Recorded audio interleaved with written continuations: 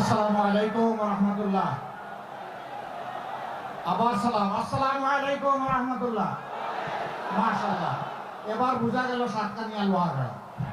আলহামদুলিল্লাহ, আলহামদুলিল্লাহি রাব্বিল আলামিন ওয়াস সালাতু ওয়াস সালামু আলা রাসূলিল কারীম ওয়া আলা আলিহি ওয়া সাহবিহি ওয়া আহলি বাইতি আজমাইন।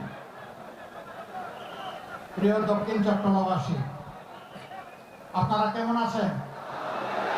আলহামদুলিল্লাহ, আল্লাহ তাআলার শুকরিয়া যে আমরা মুক্ত বাংলাদেশে মানুষের অধিকারের পক্ষে লড়াই করার সুযোগ পাচ্ছি।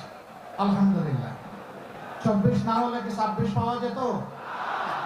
তো 24কে যারা স্বীকার করে তারাই তো 26-এর উত্তরসূরি নাকি? আর যারা 24 স্বীকার করে না তাদের জন্য কোনো 26 আছে? তাদের জন্য ইনশাআল্লাহ 26-এ লাল কার্ড। প্রিয় চট্টগ্রামবাসী, আমার আগে গুরুত্বপূর্ণ বক্তব্য রেখেছেন বর্তমানে বাংলাদেশের রাজনীতির এক চলন্ত ইতিহাস, মুক্তিযুদ্ধের এক জীবন্ত ইতিহাস, ন্যায়ের পক্ষে সোচ্চার এক আপোষহীন রাজনৈতিক নেতা, যিনি কোনো লোভে পড়ে কখনো কোনো অন্যায়ের সাথে আপোষ করেননি। তিনি বক্তব্য রেখেছেন, আমি তাকে সর্বান্তকরণে শ্রদ্ধা করি। আল্লাহ তাআলার কাছে দোয়া করি, তাদের কল্পনার যে বাংলাদেশটার জন্য তারা যুদ্ধ করার আগে বলেছিলেন উই রিভল্ট, পাকিস্তান বাহিনীকে লাল চোখ দেখিয়ে যারা বলেছিলেন আমরা তোমাদের বিরুদ্ধে বিদ্রোহ করলাম, তিনি যেন তার জীবদ্দশায় তাদের আকাঙ্ক্ষা সেই বাংলাদেশটা দেখে যেতে পারেন। বাংলাদেশ আলহামদুলিল্লাহ আমরা বিশ্বাস করি 12 তারিখ পথ খুঁজে পাবে। বাংলাদেশের মানুষ ইনশাআল্লাহ সিদ্ধান্ত নিতে ভুল করবে না। যে যুবকদের নেতৃত্বে আমাদের বিপ্লব সফল হয়েছে, সেই যুবকরাই বাংলাদেশের পথ দেখিয়ে দিয়েছে। ডাকসু থেকে শুরু জকসুতে এসে আপাতত থেমেছে। সব জায়গায় একই চিত্র। আমরা চাই দালাল মুক্ত বাংলাদেশ,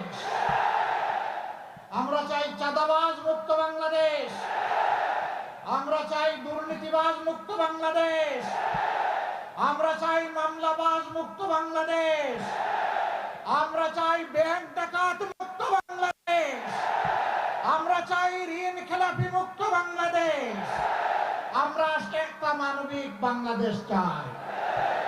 তারা রায় অলরেডি দিয়ে দিয়েছে, 12 তারিখ ইনশাআল্লাহ তাই হবে। এইটা দেখে অনেকের মাথা গরম। এখন কি চৈত্র মাস না বৈশাখ মাস? হ্যাঁ, কোন মাস এখন? মাঘ মাস। তো মাঘ মাসে মাথা যদি এত গরম হয়, চৈত্র মাসে কি হবে?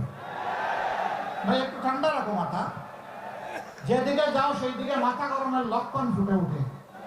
হ্যাঁ, মানুষ যখন হতাশ হয়, মানুষ যখন নিজের ব্যর্থতার গ্লানি চোখের সামনে দেখতে পায়, তখন চোখের মধ্যে সর্ষা ফুল ফুটতে থাকে। তখন অনেক সময় নিজের স্ত্রীকেও মা বলে সম্বোধন করে থাকে। আমরা বাংলাদেশে এখন তাই দেখতে পাচ্ছি। ইনশাআল্লাহ যে যুবকরা বুক চিতিয়ে যুদ্ধ করে, জীবন দিয়ে পঙ্গুত্ব বরণ করে, গুলিকে পরোয়া না করে লড়াই করে বাংলাদেশকে হাতে ধরে রাস্তায় তুলে দিয়েছে, এই যুবকরাই আগামীর বাংলাদেশ গড়ে দেবে ইনশাআল্লাহ। যুবকরা বেকার ভাতা না কাজ? আরো জুড়ে। 24-এর গণবিপ্লবে একটিবারের জন্য একজন যুবক বলে নাই যে আমরা বেকার ভাতার জন্য আজকে লড়াই করছি। তারা বলেছিল আমাদের মেধা যোগ্যতাকে স্বীকৃতি দিতে হবে, মেধা যোগ্যতা অনুযায়ী আমার হাতে কাজ তুলে দিতে হবে, আমি দেশ গড়ার একজন কারিগর কর্মচারী কর্মকর্তা হিসাবে কাজ করতে চাই। এইটাকেই মুগল বাহিনী, হাতুড়ি বাহিনী, গুলি বাহিনী নেমে তাদেরকে দাঙ্গিয়ে দিতে চেয়েছিল, পারে নাই। জনপ্রতিনিধির মুখে সব কিছু ভেঙে চুরমার হয়ে গিয়েছে। এই যুবকরা ঘুমিয়ে পড়ে নাই, এই যুবকরা জাগিয়ে আছে। আমরা কথা দিচ্ছি, যুবকদের হাতে, যুবতীদের হাতে আমরা বেকার ভাতা দিয়ে তাদেরকে অপমানিত করব না। তাদেরকে শিক্ষা প্রশিক্ষণ দিয়ে তাদের হাতে মর্যাদার কাজ তুলে দেব। সেদিন তারাই গড়ে দিবে নতুন বাংলাদেশ, আর গর্ব করে বলবে আমি বাংলাদেশ, এটা আমার বাংলাদেশ। গর্বের সাথে এদিন যুবকরা পরিচয় দিবে ইনশাআল্লাহ। এই বিপ্লব সফল করতে গিয়ে আমাদের মা বোনদের অবদান অপরিসীম। 15 জুলাই যেদিন আমাদের কলিজার টুকরা মেয়েদের গায়ে ওরা হাত দিয়েছিল ঢাকা বিশ্ববিদ্যালয়ের বুকে রাতের বেলা, সেদিনই বাংলাদেশে আগুন জ্বলে উঠেছিল। পরের দিন সেই আগুনের বিস্ফোরণ হয়েছিল সারা দেশে। চট্টগ্রামে 1 জন সহ 6 জন জুলাই যোদ্ধা তাদের জীবন এই জাতির জন্য উপহার দিয়েছিল। বিশেষভাবে স্মরণ করতে হয় আবু সাইদকে। বেগম রোকেয়া বিশ্ববিদ্যালয়ের মেধাবী ছাত্র রাস্তায় নেমে বলেছিল, আমার অধিকার দে, না হয় আমাকে একটা গুলি দে। ডানা মেলে পড়েছিল, বুকের ভিতরে তুমুল ঝড়, বুক পেতেছি গুলি কর। বুক পেতেছিল, পিঠ দেখায় নাই। বীরেরা কখনো পালায় না। বীরেরা হয় বিজয়ী হয়, না হয় গুলিকে শাহাদাত বরণ করে। আবু সাইদ এবং তার সঙ্গীরা আমাদেরকে যাওয়ার সময় বলে গেছে, ও জাতি, তোমাদের জন্য আল্লাহ দেওয়া সবচেয়ে মূল্যবান সম্পদ জীবন দিয়ে গেলাম। আমাদের লাশ তোমাদের কাঁধে, আমাদের রক্ত তোমাদের হাতে। আমাদের লাশের সাথে বেঈমানি করবে না। আমরা যে জাতির মুক্তির জন্য লড়াই করেছি, সেই জাতির মুক্তির পথ দিয়ে হাঁটবা, সুবিধাবাদের পথ দিয়ে হাঁটবা না। রাজনীতির নোংরা রাস্তা দিয়ে আর হাঁটা যাবে না। রাজনীতির পরিষ্কার সদর রাস্তা দিয়ে, হাইওয়ে মোটরওয়ে দিয়ে হাঁটতে হবে। এই নির্দেশনা তারা আমাদেরকে দিয়ে গেছে। আমরা জুলাই শহীদ এবং যোদ্ধাদেরকে কথা দিচ্ছি, ইনশাআল্লাহ আমরা তোমাদের সাথে বেঈমানি করব না। আমরা আমাদের জীবনের বিনিময়ে হলেও তোমাদের জীবনের মতো জীবন দেব, কিন্তু জুলাই কাউকে আমরা দেব না। বলছিলাম মায়েদের কথা। এই যুদ্ধে মারা যেদিন রাস্তায় নেমে এসেছিল, তখনই স্বৈরাচার বুঝতে পেরেছিল আমার আয়ু শেষ। দিশাহারা হয়ে জুলাই মাসের 31 তারিখ তারা সম্পূর্ণ বেআইনিভাবে বাংলাদেশ জামাত ইসলামীকে নিষিদ্ধ করতে চাইল। একদিন পরে 1 তারিখ সেই ঘোষণা দিল। আমি কৃতজ্ঞ, মোবারকবাদ জানাই। এই সিংহ পুরুষ, আপনাদের অহংকার, আপনাদের গৌরব। মুক্তিযুদ্ধে যিনি সর্বপ্রথম বিদ্রোহের ঘোষণা দিয়েছিলেন ইস্ট বেঙ্গল রেজিমেন্ট থেকে, তিনি সেদিন সবার আগে বিবৃতি দিয়ে এটাকে খণ্ডন করেছিলেন যে এই ঘোষণা বেআইনি এবং এটার দ্বারা জামাতের উপর জুলুম করা হয়েছে। তিনি সবার আগে এই ঘোষণা দিয়েছিলেন। আমরা তার কাছে কৃতজ্ঞ এবং ঋণী। এরপরে তার পথ ধরে আরো সবাই বলেছেন, একে একে বিএনপিও বলেছে। আমরা সবাইকে ধন্যবাদ জানাই। আমার আফসোস, 15.5টি বেদসর আমরা তো সবাই মজলুম ছিলাম।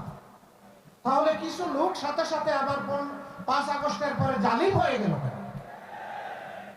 রাস্তাঘাটে, বিভিন্ন স্ট্যান্ডে, দোকানে, মিল, ফ্যাক্টরি, ইন্ডাস্ট্রি, কারখানায়, ঘর বাড়িতে, সব জায়গায় গিয়ে বললাম আমি চাঁদাবাজ, আমার অংশ আমাকে দাও, আমার অংশ আমাকে না দিয়ে তুমি কিছু করতে পারবা না। আমরা আল্লাহর উপর ভরসা করে ঘোষণা দিয়েছি 13 তারিখ থেকে ইনশাআল্লাহ আমাদের মহান প্রভু আমাদেরকে একটা নতুন বাংলাদেশ দিবেন। সেই দিন থেকে চাঁদাবাজ যারা, তাদেরকে বলে দেব ওই কাজের দিন আজকেই শেষ। পরিশুদ্ধ হয়ে ফিরে আসো, তোমাদেরকেও শিক্ষা প্রশিক্ষণ দিয়ে তোমাদের হাতেও মর্যাদার কাজ তুলে দেব। যদি তারা আসে আলহামদুলিল্লাহ, যদি না আসে তাহলে যা করা দরকার তাই করা হবে। আর চাঁদাবাজি করতে দেওয়া হবে না ইনশাআল্লাহ। ঠিক যত ধরনের অপরাধ দুর্নীতি আছে, আমরা কোনো অপরাধ দুর্নীতির লেজ ধরে টানাটানি করবো না, আমরা কান ধরে টান দেবো ইনশাআল্লাহ। কান কোথায় থাকে? মাথার 2 পাশে না? ওই মাথা ঠিক হলে সব ঠিক। মাথা হচ্ছে জাতির নেতৃত্ব। মাথা যখন পচে যায় শরীর আর তখন কাজ করে না। আমাদের 54 বছরের নেতৃত্ব নিজেদেরকে সুস্থ মাথার প্রমাণ দিতে পারে নাই।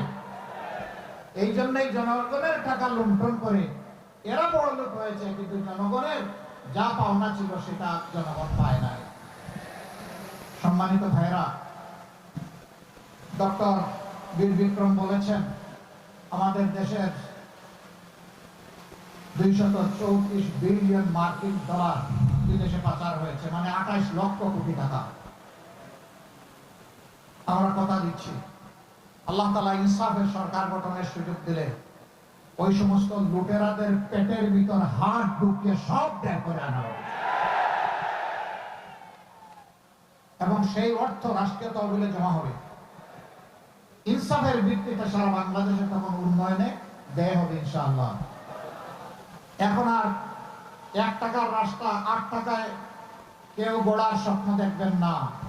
আবার রাস্তা করেছে সাথে সাথে টান দিলে একেবারে কার্পেটের মতো উঠে হাতের মধ্যে চলে আসে, সেই রাস্তা আর বাংলাদেশে বনবে না ইনশাআল্লাহ।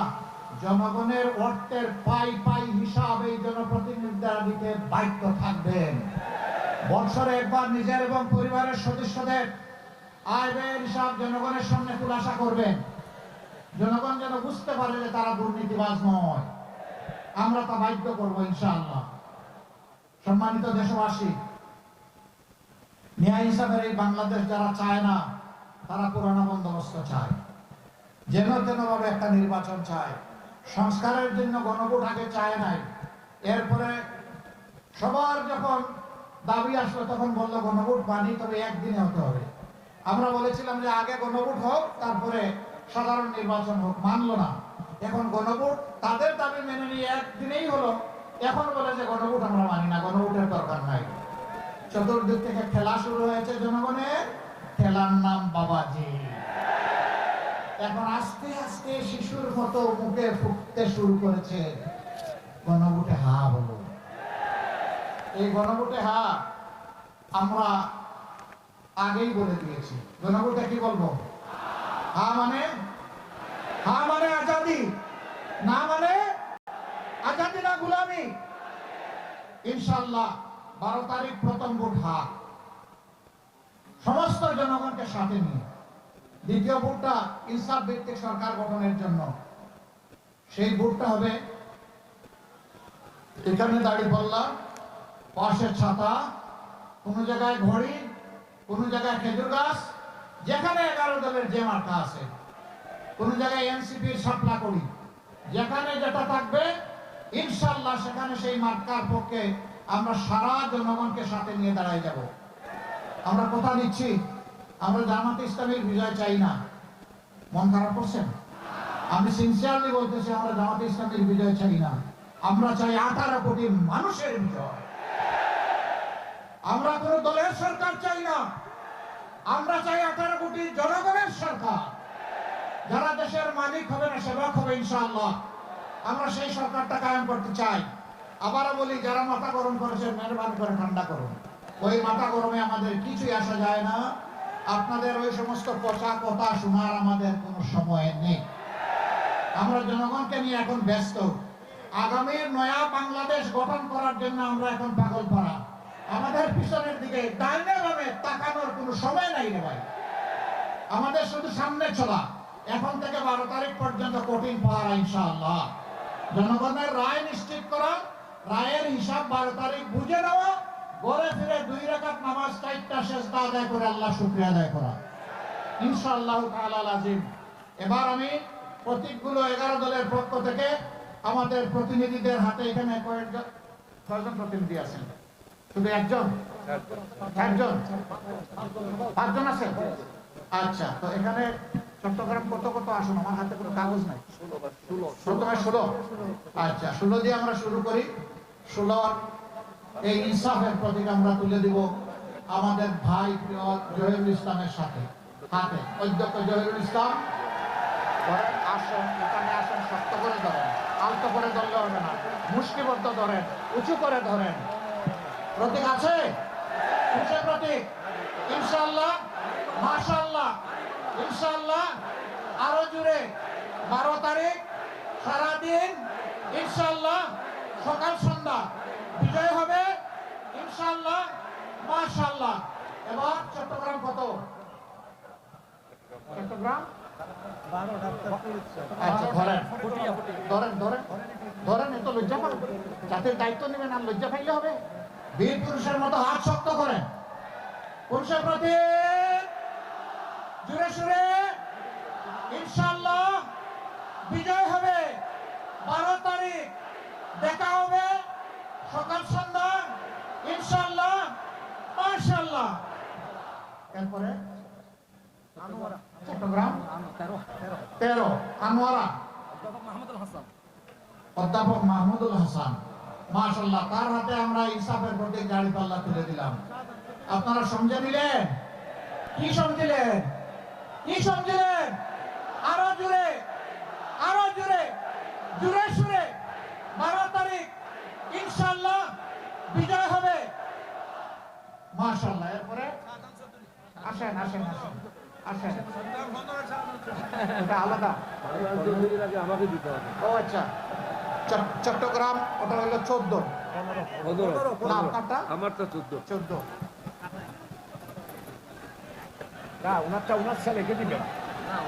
দেখেন ছাতা 12 মাস লাগে, কিন্তু রোদেও লাগে, আবার বৃষ্টিতেও লাগে, ভারী কুয়াশা পড়লেও লাগে। কোনসা মার্কা? আলহামদুলিল্লাহ চট্টগ্রাম 14। আমরা ছেলের ডক্টর ওমর ফারুকের পক্ষে ডক্টর অলি আহমদ বীর বিক্রম